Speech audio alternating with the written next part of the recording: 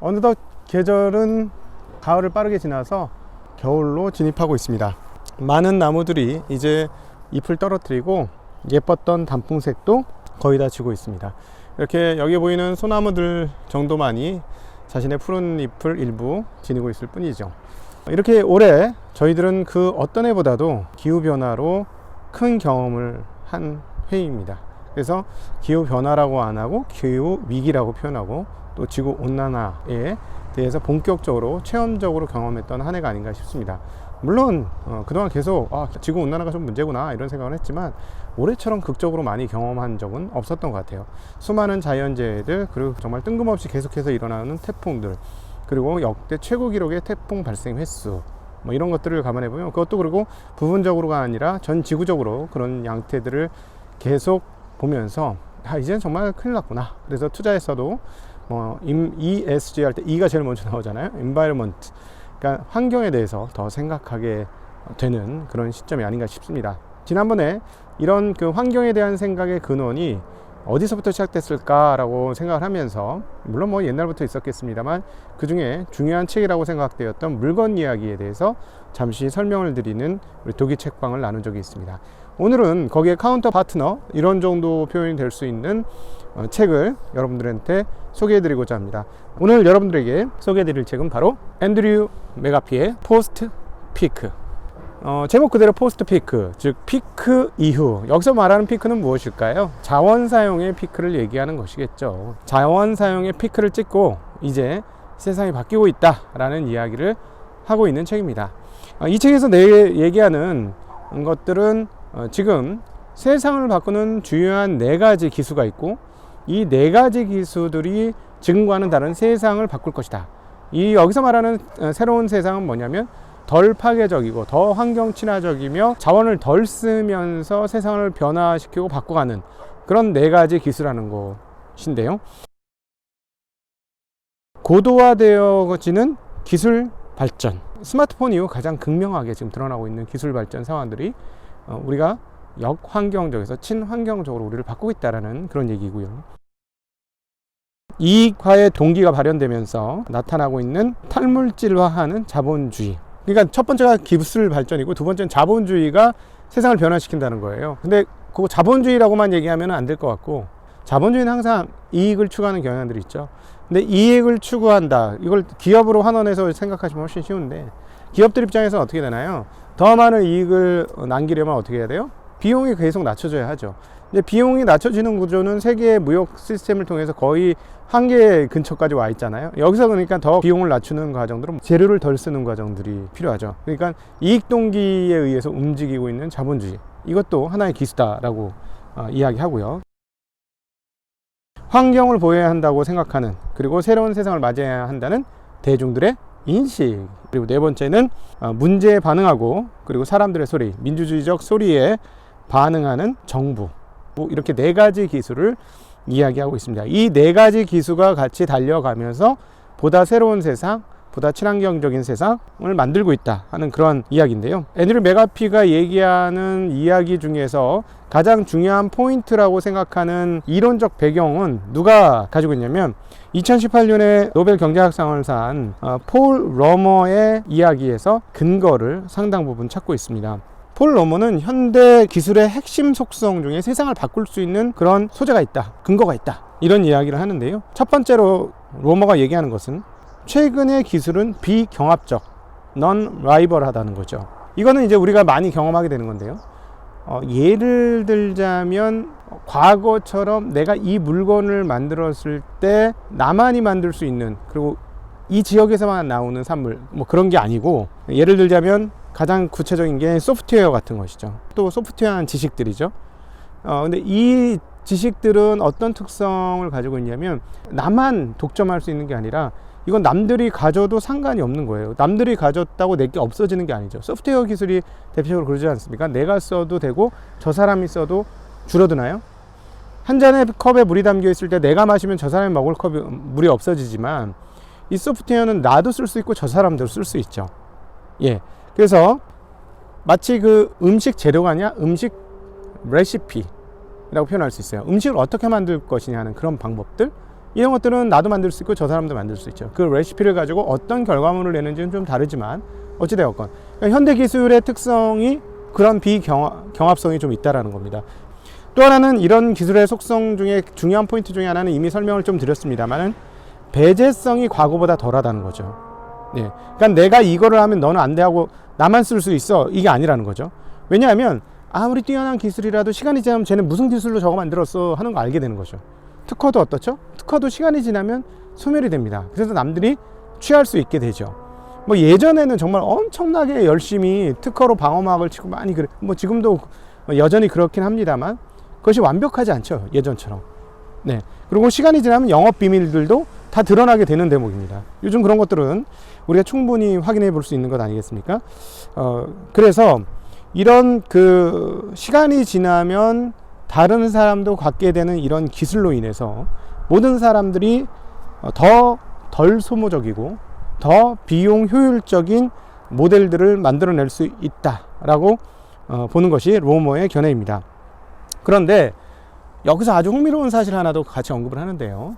과거에는 어떤 흐름이냐면 효율적, 수학 체감의 법칙이야. 너무 사이즈가 커지면 제대로 생산성이 안 나와. 예를 들어 사이즈가 커지면 1인당 생산성이 떨어진다거나 이런 식이죠. 근데 지금은 다르다는 거예요. 이런 소프트웨어나 비배제하는 기술들이 나온 다음부터는 중요한 건 뭐냐면 한계 수학 최증의 법칙이 있어요. 규모가 크면 클수록 더 많이 되죠. 이거는 뭐 간단해요. 우리가 사용하고 있는 안드로이드 폰, 그 다음에 스마트폰 애플 이런 것들 보면 대본이 나오죠. 어떻습니까? 상위권자가 더 많이 잡아먹죠. 우리 입장에서는, 우리 투자하는 입장에서 이게 구매력 파워 이런 거와 연관되어 있다고 볼 수 있어요. 왜냐하면 더 낮은 가격에 더 그 극단적으로 덜 소모하는 구조를 가지면서 갈 수 있기 때문에 그렇습니다. 근데 이거는 재료뿐만 아니고 사람에서도 마찬가지예요. 여기서는 사람을 많이 모아서 그 중에서 잘할 수 있는 사람들이 같이 일을 하게 되는 구조가 훨씬 더 발전한다는 거예요. 그러니까 작은 집단이 아니라 큰 집단에서 성장을 할 가능성이 훨씬 더 높다라는 것이죠. 그런데 이런 것들을 또 지지하는 흐름들이 있다는 게 폴 로머의 주장인데요. 최근에 우리가 이제 이런 유튜브를 통해서 제가 이제 투자의 기술 같은 것도 가끔씩 말씀드리고 그 다음에 투자는 어떻게 해야 된다 이런 얘기를 드리는데 저만 그런 게 아니라 정말로 많은 사람들이 이야기를 하잖아요. 옛날에는 정말 저희 때 투자를 성공적으로 하기 위해서 제가 항상 드리는 말씀 중에 하나가 뭐냐면은 스승을 잘 만나야 된다. 그리고 이건 도제식이다 이런 표현들을 많이 하거든요. 그래서 스승을 잘 만나서 그분에 딱 붙어서 그 사람이 가진 노하우를 배우려고 최선을 다해서 옛날에 도기공의 그 제자들이 그랬던 것처럼 중세 미술의 지도자들 밑에 있는 제자들이 그랬던 것처럼 그렇게 해야 됐는데 요즘은 뭐 저같이 이렇게 와서 이 얘기하고 저 얘기 물론 이제 들을 귀가 있어야 되고 구분할 수 있는 눈이 있어야 되긴 합니다만 이런 내용들이 많이 보편화되어 있죠. 그것도 어떻게? 무료로 또는 굉장히 저렴한 가격으로. 예. 그러니까 많은 사람들이 쉽게 배워서 쉽게 전문화될 수 있는 공간이 열렸다라는 거예요. 그래서 인적 자원의 개발도 과거보다 훨씬 쉬워졌다라는 것이죠.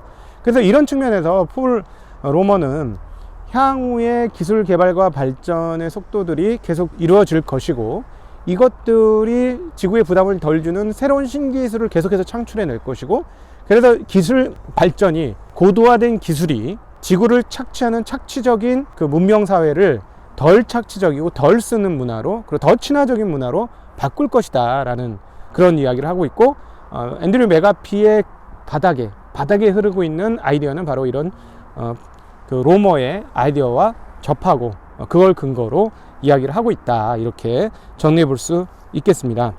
저는 이 책을 읽으면서 여러 생각을 하게 됐는데 그러면 우리가 지구를 덜 파괴하고 덜 쓰기 위해서 우리는 불편을 더 감내할 수 있을 것인가? 라는데 사실은 상당히 의문이에요. 제가 지난번에 10년 전에 만났던 물건 이야기를 소개를 해드렸는데 그 당시 같은 경우는 정말 너무나 큰 위기감을 느꼈고 이런 상황에서 미래는 없다라고 생각을 했었어요. 근데 정말 제가 느끼기에도 스마트폰이 생긴 이후로 극단적으로 많이 달라졌다는 걸 많이 느낍니다. 이제는 실제로 저희 그 회사에서 고객을 맞이할 때 과거보다 종이 쓰는 게 많이 줄어들었어요. 한때는 정말 고객 서류들이 어마어마하게 많았거든요. 근데 이제 이것들이 전산화되고 있는데 이제 막 시작이거든요. 이것들이 시간이 지나면 더 많이 가속화 되겠죠. 그리고 스마트폰 이후로 사람들이 맨날 출력을 했죠. 사실은 그 전에는 컴퓨터가 생기고 나서 더 많은 출력물을 보면서 더 많은 종이를 썼거든요. 근데 스마트폰 이후로는 출력물의 사용량도 소요량도 과거보다는 그렇게 늘지 않고 있는 것이 느껴집니다. 저희가 그 사무 환경 현장에서 보면.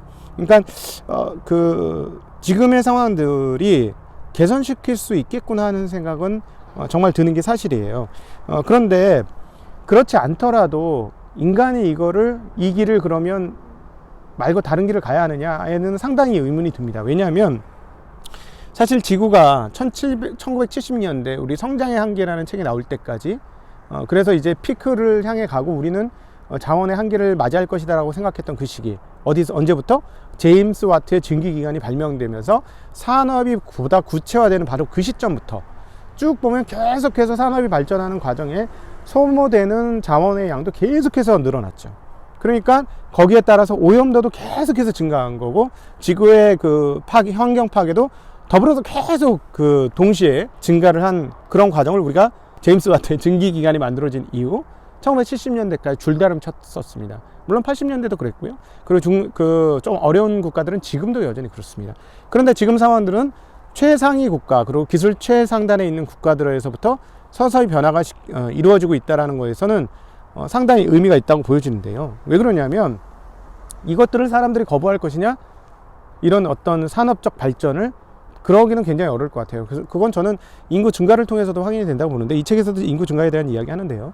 인간의 처음 전 세계 인구가 10억 명이 될 때까지 20만 년의 시간이 걸렸고 거기서 추가로 다시 10억 명이 늘으면서 20억 명이 될 때는 125년이 걸렸습니다. 그게 바로 언제냐?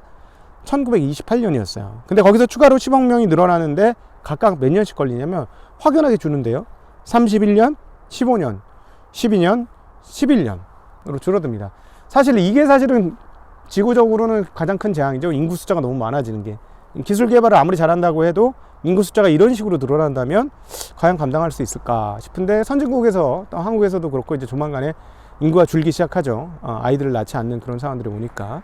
근데 어쨌든 이렇게 인구가 증가했다라는 것은 살기가 그만큼 편해졌기 때문에 그런 겁니다. 그리고 지탱할 수 있기 때문에 인구가 늘어났죠. 중세는 어땠나요? 쭉 늘어나다가 식량이 부족하면 한 번씩 식량이 부족한 상황에서 대기근이 온다던가 아니면 전염병이 돈다던가 전쟁이 한번 일어날 때마다 인구가 팍팍 줍니다. 그러고 나서 또 이제 차츰차츰 다시 시간이 지나서 늘어나고 이런 것들이 반복됐는데 최근에 한 130년, 150년간에는 인구가 주는 거 아니고 꾸준히 전쟁이 있었음에도 불구하고 꾸준히 증가하고 그다음 또 최근에는 큰 전쟁도 없으면서 인구가 꾸준히 증가하는 그런 양상을 보여주고 있습니다. 그래서 인구가 증가하는 게 저는 개인적으로 기술 개발 그리고 첨단 기술 이런 거를 통해서 좋은 세상을 만드는 거는 분명히 맞고 가능하다고 생각하는데 인구의 이렇게 빠른 증가 속도는 지구에는 계속 여전히 큰 부담을 줄 수밖에 없지 않겠느냐 이런 생각이 듭니다. 게다가 또 오래 살잖아요. 1970년대 평균 연령은 29세에 미치지 못했다고 합니다. 근데 지금은 전 세계 기대 수명이 한 60 넘을 것이고요. 시간이 지나면 더 늘어날 것이고요. 한국 같은 경우는 이제 80세가 넘지 않습니까? 이런 상황까지 왔기 때문에 인구는 계속해서 늘어날 것 같습니다. 그래서 사실은 지구의 온난화 문제는 어떻게 해결할 방법이 없다. 우리는 결국 상당 부분 어려움을 겪지 않을까 하는 그런 고민도 하게 되는데 이 책에서는 7가지 방안에 대해서 이야기합니다. 오염을 감소시키는 규제를 시행하자라는 것, 그 다음에 온실가스 감축을 위해서는 규제나 세금 등의 도구들이 도입될 필요가 있다는 것, 의외의 이야기를 합니다. 원자력 이용을 확대, 그 다음에 종과 서식지를 보존하기 위한 그런 또 규제가 필요하고, 그 다음에 GMO를 확대해야 된다. 기초연구 지원해야 되고 시장 경쟁 일자리를 확대해야 된다. 저는 솔직히 반대로 조금 이해되는 부분이 있어요. GMO를 제가 옛날부터 굉장히 관심을 가지고 많이 봤고 저도 GMO를 굉장히 반대했던 사람 중에 하나인데요. 여기서 하는 얘기가 뭐냐면 황금벼 얘기를 합니다. 비타민 A가 포함된 황금벼, 유전자 조작으로 만들어진 건데요. 이것들을 먹으면 아프리카 애들이 이제 시력을 잃거나 이런 일이 없을 것이다. 그래서 이런 것들을 먹여야 된다. 그래서 GMO를 해야 된다. 근데 근거는 뭐냐? 실제로 나타나는 위험이 별로 없다. 지난 몇 년간 확인을 해봤는데 이게 위험하다는 게 없다. 근데 GMO 반대 입장에서 뭐냐면 그게 어떤 일을 어떻게 벌일지는 모른다는 입장이 또 있어요. 아직도 이건 굉장히 논쟁이 가열차게 있는 것이고, 저는 이것들은 계속적으로 과학적인 검증, 그리고 사실은 이런 벼가 필요한 곳이 있다면 일부 약간 쓰게 해서 또 몇 년, 한 20년, 30년, 50년 한번 검증을 해보는 거죠. 저는 그런 과정을 거쳤으면 하는 바람이 있는데, 이 사람은 정말 과감하게 써야 된다 라는 이런 얘기를 하고, 그 다음에 원자력 발전도 얘기합니다. 저희는 뭐 이웃 일본에서 그렇게 후쿠시마 원전 폭발 사고가 있었기 때문에, 그리고 아직도 그걸 처분하지 못했다는 것을 감안해 보면 이 발언에 동의하기는 상당히 쉽진 않은데, 현재 이제 프랑스와 중국에서는 원자력이 증가를 하고 있습니다. 원자력에 대해서 가해야 된 지구, 이걸 쓰신 분, 갑자기 이름 생각 안 나는데, 그분도 원자력 써야 된다는 얘기를 했었어요. 이분 굉장히 환경론자인데. 근데 그런 논의들이 왜 나오냐면요, 석탄 발전소 때문에 나와요. 인구의 그 전기 사용량이 계속해서 느는데, 가장 많은 발전은 지금 현재 어디 하고 있냐? 한국도 한 40% 그렇게 하고 있는 걸로 아는데요. 석탄 발전에서 하고 있습니다. 근데 석탄 발전에서 나오는 온실가스가 장난이 아니에요. 근데 온실가스만 보면 원자력이 온실가스가 훨씬 없습니다. 그러니까 현재처럼 이산화탄소가 증가해서 지구온난화가 빠르게 증가되는, 그리고 CO2 농도가 짙어지는 이 상황들을 급하게 막기 위해서는 석탄 안 된다, 차라리 원자력이 좋다, 이 발언을 하는 분들이 계시다는 거죠. 전 앤드류 메가피도 그런 개념으로 좀 이해를 했습니다. 그런 생각은 좀 들긴 한데, 근데 조금 더 나가더라고요. 스리마일 원전 사건, 그 다음에 옛날 구소련의 체르노빌, 그리고 최근에 후쿠시마, 이런 것이 있었음에도 사망자는 없다, 뭐 이렇게 얘기를 하더라고요. 그 부분에 대해서는 좀 동의하기는 어렵고, 지금 미국에서 그런 상황이 있지 않습니까? 가스 발전이 급격하게 늘어나면서 이산화탄소 발생량이 미국에서는 줄어들고 있습니다. 석탄 발전을 안 하고 가스 발전만 해도 이산화탄소 발생량을 상당히 줄일 수 있거든요.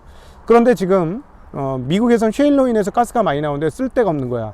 쓸 데가 없어서 그걸 쓰니까 이산화탄소가 줄였는데, 저는 전 세계적으로 좀 더 빨리 석탄 발전소가 이런 가스 발전소로 대체되는 일들은 있었으면 좋겠어요. 근데 여기에는 사실 뭐 저의 또 다른 생각도 조금 포함되어 있죠. 가스 발전하면 저희들 투자자들이 먹을 게 많아집니다. 왜요? 조선이 살아나잖아요. 그걸 싣고 나르려면 LNG 가스선들이 상당히 많이 필요하고, 또 그런 이산화탄소를 막는다면 LNG 추진선들이 또 필요하겠죠. 실제로 지금 단일하게 보면 석탄 발전소와 그 다음에 그 해상에서 돌아다니는 큰 배들이 발생시키는 오염은 어마무시하게 큽니다. 사실 이거 빨리 막아야 돼요. 그렇기 위해서 가장 좋은 방법은 LNG 가스를 사용하는 방법이긴 한데, 어찌되었건 원자력은 좀 동의하기 어렵고, 가스 발전을 한다면 좋지 않을까 하는 책을 읽으면서 그런 생각을 해보았습니다. 그러면서 또다시 생각했죠. 내가 참여할 수 있는 지구의 미래를 위한 선택과 행동은 무엇이 될까?